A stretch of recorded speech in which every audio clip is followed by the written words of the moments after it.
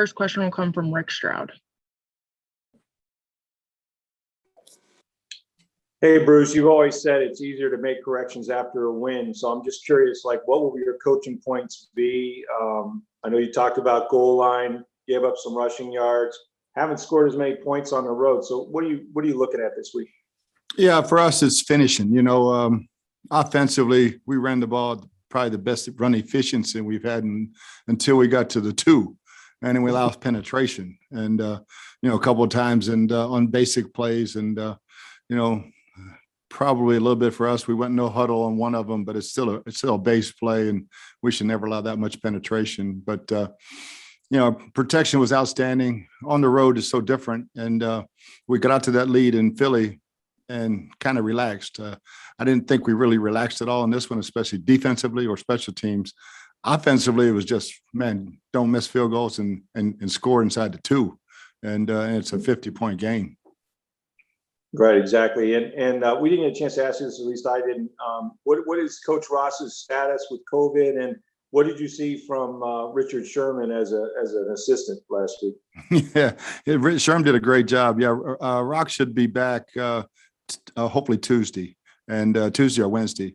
And so, yeah, AQ Shipley was also out with it. But, no, Sherman did a great job all week. And, he's such a bright guy, and he knows what we're doing now. And he can pick up those little things. He did a great job during the game talking to those guys also. Thanks. Next, we'll go to Greg Auman. The run game being as efficient as it was, it seemed like good nights for both Fournette and Ronald Jones, and even Vaughn when he was in there. Is this overall? Is that? I mean, you said obviously not at the 1 yard line, but was this the best execution of the run game you've had from them so far this year? Oh yeah, I think our run efficiency was way over 70%, and until those plays down there in tight in the late third quarter. But I thought the backs all picked the holes really well, all 3 of them, and but our offensive line tight ends just did a heck of a job blocking that unit. Thank you. Yep. We'll go to Ira Kaufman. Bruce, no team's thrown more balls than the Buccaneers, and you got 3 interceptions, Bruce, and 9 sacks allowed, and you're +7 in the turnover margin. So, Bruce, you talk about the word efficiency. It's one of your favorite words, and it certainly applies to the passing game with what Brady's doing out there. Yeah, and we're doing such a great job of keeping him clean, and you're not going to throw anything at him he hasn't seen. It's just whether or not he feels like he can fit it in there. There were a couple of balls I think he was real careful with in that one. But such a great job. Those balls in the red zone were great throws. The one to Chris on the back shoulder and all 3 to Mike were great balls. And, Mike did a good job of beating double coverage. But, yeah, the efficiency in the passing game and offensively as a whole, I get a little upset. 38 points, a few years ago I'd been jumping up and down. But it's nice to be able to get 38 and come in and coach hard. Thanks, Bruce. Yep. We'll go to Jenna Lane. Hi, Coach. I know it's early in the day, so I don't know if you have an update, but just on the injury status of Jamel Dean after leaving the game twice yesterday. Do not have anything. Most of the guys are still coming in, and obviously I gave them off until Wednesday, so they'll filter in throughout the day, and we'll know more if we need to get MRIs or not. And also, I know obviously you have so many guys that are banged up and that haven't been able to play. Do you have any idea on who might be available this week or who you're hopeful might be available? Yeah, I mean, I would hope that Gronk could be ready to go. Levante could be ready to go. Maybe Sherman, we'll see. Trying to think who else might be. Hopefully the guys that were injured yesterday can go. Thank you very much. You bet, Jen. We'll go to Scott Reynolds. Hey, Bruce, you're averaging 40.5 points per game at home, but just 23.6 on the road, and you've got a big road game coming up this week in New Orleans. You're winning by a margin of 22 points on average at Raymond James Stadium. Why are you so dominant at home this year, and then what has to happen to get more points in some of those road games? Yeah, the road games is eliminating penalties and communication problems. That's where the penalties, this was our cleanest game. And it's so much easier offensively at home to communicate. When you're on the road, this one's going to be crazy. Halloween in New Orleans, second time I've had that one. So it's always fun to look in the stands and see how crazy they can actually be down there. And it's what a great crowd. So it'll be, communication will be paramount this week. We've talked about Ali Marpet, being a Pro Bowl caliber player. Tristan Wirfs obviously dominating. What about Ryan Jensen in terms of how he's played this year? It just seems like he doesn't get maybe some of the love that he deserves from the media. Is that justified? How do you? Oh, yeah. I think all those guys have all the respect they need from their peers. But the national media, for whatever reason, this offensive line is playing really, really well. And knock on wood, we stay healthy. Next, we'll go to John Romano. Hey, Bruce, you've been very complimentary of the job Todd Bowles has done with all the injuries on that side of the ball. Having been a coordinator, could you talk specifically about just the challenge of trying to maintain your identity with so many guys going in and out of a lineup? Yeah, and it's happened so many times. In Arizona, we lost our offensive line twice and our quarterbacks, all three quarterbacks. So it's a little bit easier for defensive backs than tackles and quarterbacks. It's always the next man up. And if you don't believe and if you just say it, it won't happen. We truly believe it. And we talk to these guys. When you're on this team, you have a role. You accept your role. At any point in time, that role is going to change. The level of play and expectation level doesn't change.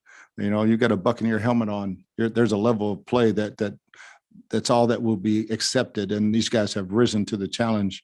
But I got to give a lot of credit to Jason and Spy and the guys bringing in players who've got resumes, who are bright.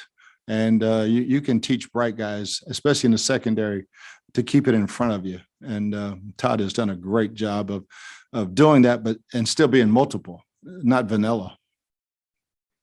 Next, we'll go to Greg Auman. Bruce, you're up 35 late. You kind of had that rare chance to empty the bench on both sides of the ball. So we saw Britt and Stewart and Yelder and Grayson and Wells and Stinney. The one guy that didn't get in was Robert Hainsey. So just want to ask you if he's still at a point where even up 35, he's still just kind of dressing as an emergency guy at center. No, it's we got the ball on the 2. And it's like in the middle of a drive, the last thing you're going to do is swap centers. We kept talking about, hey, if we get a first down, the clock stops, we'll swap them out. But until you start snapping the ball to each other, and they snap together all the time. Now, we have all the confidence in the world in Hainsey. It was just where we got it on the field, and we didn't substitute those guys. And we talked about it 3 times. Hey, let's get Hainsey in there. It's like, let's just stay where we're at right now. Thanks, Bruce. We'll go back to Rick Stroud.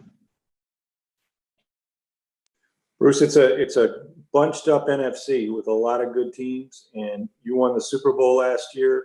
But it looks like, if you want a home game, you're going to have to win the division, right? So this is a team in the regular season that has won, 5 in a row, beat you handily last year. How are they different with Jameis Winston? What do you see when you look at the Saints? Yeah, first thing I say is great defense.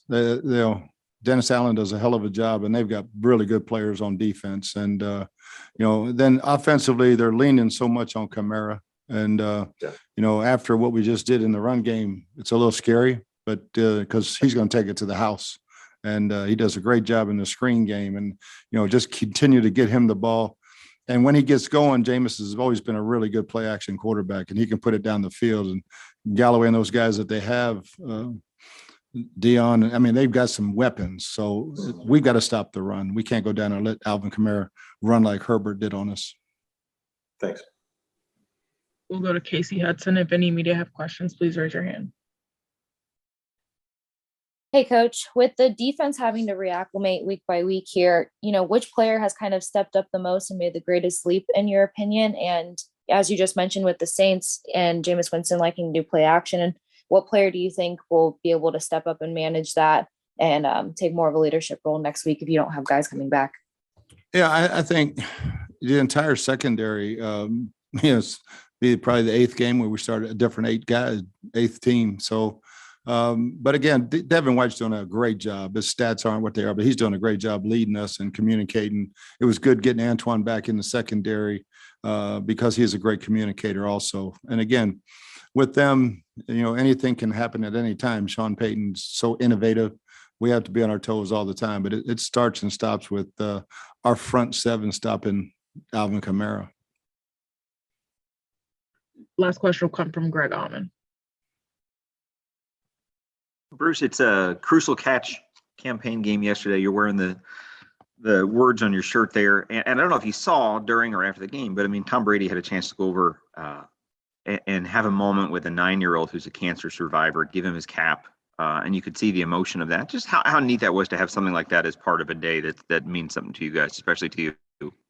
Yeah, I didn't get to see it until afterwards. And, that makes the day. Winning is one thing, but when a young guy beats cancer and gets that, Tom going over, give him his hat and the emotions, that's very, very special. Thanks, Bruce. Yep. All right, that's all we have time for. Appreciate taking the time, Coach. Thanks, guys.